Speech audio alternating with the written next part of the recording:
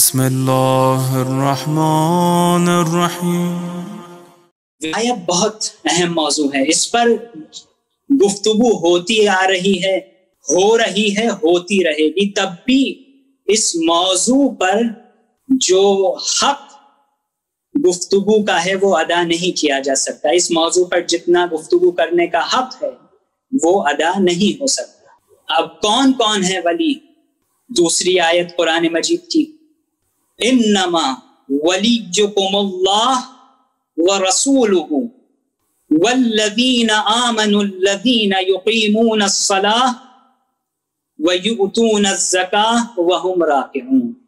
اللہ ولی، اللہ کا رسول ولی، اور وہ صاحبان ایمان ولی جو نماز قائم کرتے ہیں اور حالت رکوع میں زکوٰۃ دیتے ہیں۔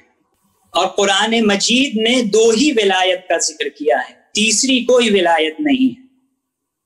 ایک ہے رحمان کی ولایت، ایک ہے الہی ولایت، ایک ہے طاغوتی ولایت۔ رحمانی ولایت، طاغوتی ولایت۔ اللہ اکبر۔ انسان کو اب اختیار ہے۔ دیکھیے، جب بحث ہوتی ہے کہ انسان مجبور ہے یا مختار، دیکھیے اللہ نے جن جگہوں پر انسان کو مجبور بنایا ہے، مجبور کیا ہے، وہ بھی اس کی بقا کی خاطر مجبور کیا ہے۔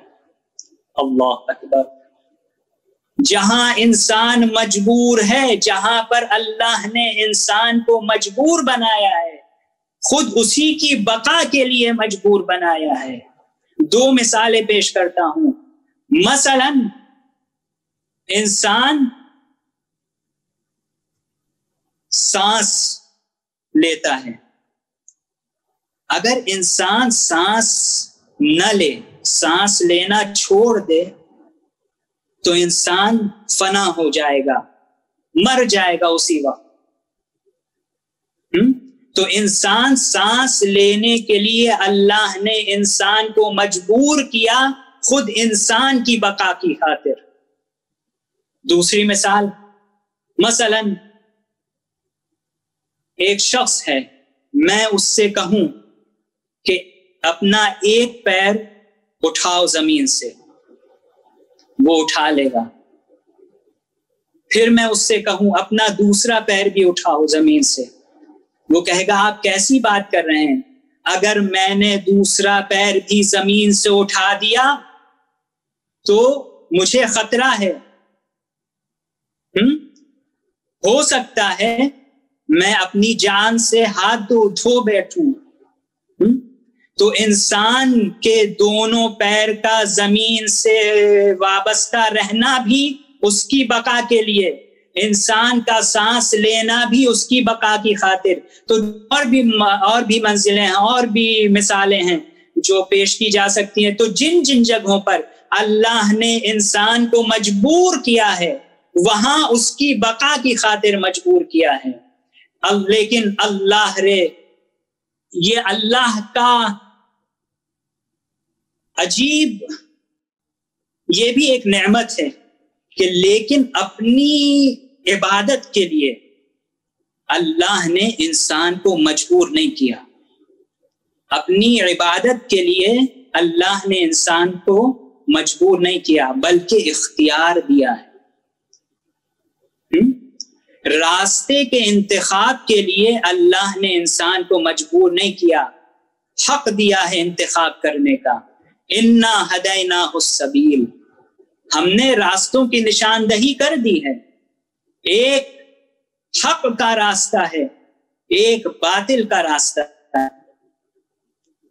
اب تمہیں اختیار ہے، اب یہ اختیار انسان کو ہے کہ وہ اپنی عقل سلیم کے ذریعے، اگر واقعاً عقل سلیم ہے اس کے پاس، تو وہ راہ حق کو انتخاب کرے گا۔ یعنی راستے کے انتخاب کا اختیار انسان کو ہے، ولایت کے انتخاب اختیار بھی انسان کو ہے۔ ولی ہمیں بنانا نہیں ہے، ہمیں ولی بنانا نہیں ہے، ولی اللہ نے بنا دیے ہیں، اللہ نے 14 ولی بنا دیے ہیں. ہمیں ان کی ولایت میں، ان کی سرپرستی میں، ان کی رہبری میں زندگی بسر کرنی ہے. ہمیں ولی بنانا نہیں ہے، ولی بنانے کا حق ہمیں نہیں ہے. ہاں، ولی کس کی ولایت میں ہم زندگی بسر کریں یہ حق ہمیں اختیار ہے، یہ حق ہمیں حاصل ہے. رحمان کی ولایت میں زندگی بسر کریں یا شیطان کی ولایت میں زندگی بسر کریں، طاغوت کی ولایت میں زندگی بسر کریں یا الہی ولایت میں زندگی بسر کریں، یاد رکھیں اگر انسان کیا رحمان کی ولایت میں، ولایت الہی میں زندگی بسر کرنے کے کیا اثرات ہیں اور طاغوت کی ولایت میں زندگی بسر کرنے کے کیا اثرات ہیں. یاد رکھیں اگر انسان ولایت الہی میں، رحمان کی ولایت میں زندگی بسر کرے گا تو یہی انسان کبھی سلمان بنے گا، یہی انسان کبھی ابوذر بنے گا، یہی انسان کبھی مقداد بنے گا، یہی انسان کبھی میثم بنے گا، یہی انسان کبھی سیستانی بنے گا، یہی انسان کبھی خامنئی بنے گا، یہی انسان کبھی زگزگی کی شکل اختیار کرے گا. لیکن اگر انسان ولایت طاغوت میں زندگی بسر کرے گا، شیطان کی ولایت میں زندگی بسر کرے گا تو یہی انسان کبھی ابو سفیان بنے گا، یہی انسان کبھی نمرود بنے گا، یہی انسان کبھی حامان بنے گا، یہی انسان کبھی فرعون بنے گا، یہی انسان کبھی شداد بنے گا، یہی انسان کبھی یزید بنے گا، اور یہی انسان کبھی کسی اور دشمن اہل بیت کی شکل اختیار کرے گا.